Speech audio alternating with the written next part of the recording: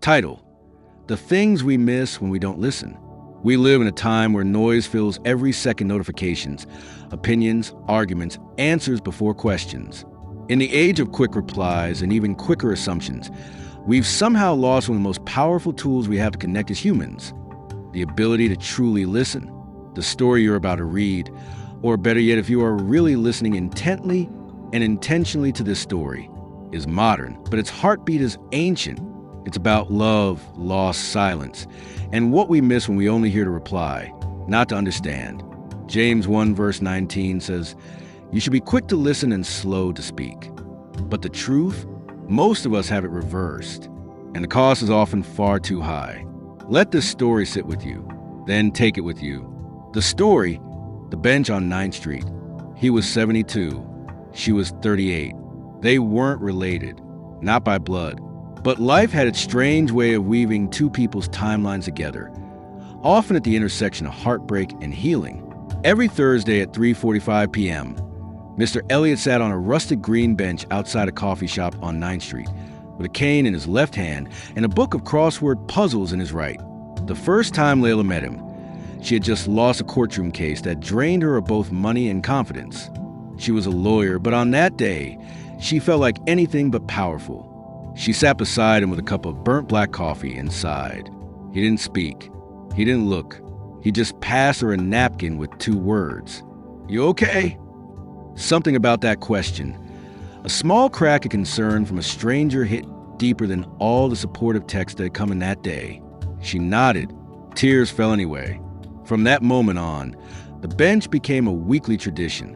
For Layla, it was a pause button. For Mr. Elliot, it was something else entirely. From Layla, 3 years later.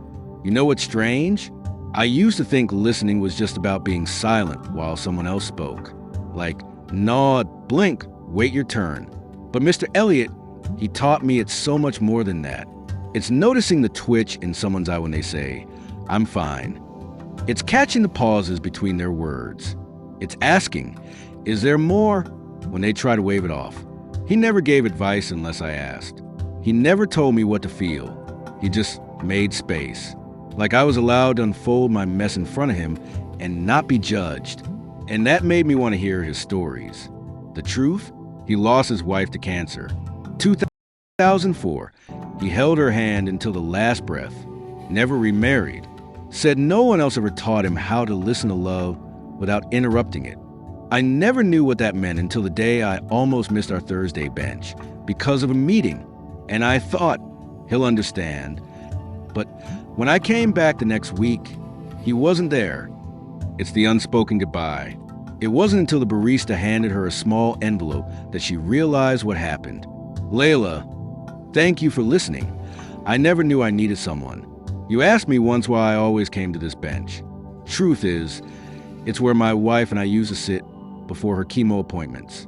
She always said, 'You don't need to fix me. Just be here.' Listening saved my marriage. It saved my faith. And in our time together, it saved a piece of me I thought was long buried. You listen, really listen, and that's rarer than gold. Keep listening. It'll change people, and it'll change you. It's the biblical echoes in a modern world. He who answers a matter before he hears it, it is folly and shame to him." Proverbs 18 verse 13. We've all done it. Cut someone off mid-sentence, assumed what they meant, dismiss feelings because they didn't make sense to us. But Scripture doesn't stutter. Listen first. Speak later. Too many relationships unravel not because of hate, but because of unheard hearts. What if, instead of correcting, you asked, "Can you help me understand?" What if you learned to validate, not debate? Everyday truths hidden in silence just for you. 1.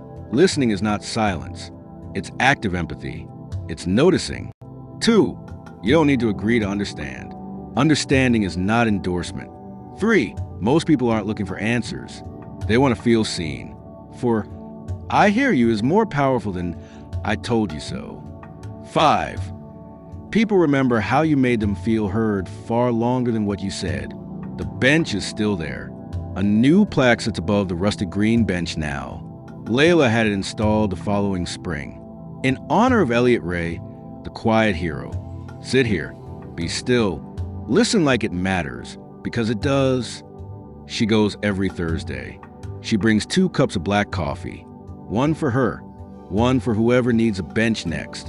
Takeaway, just for you, try this today. When someone talks to you today, really talks, do this.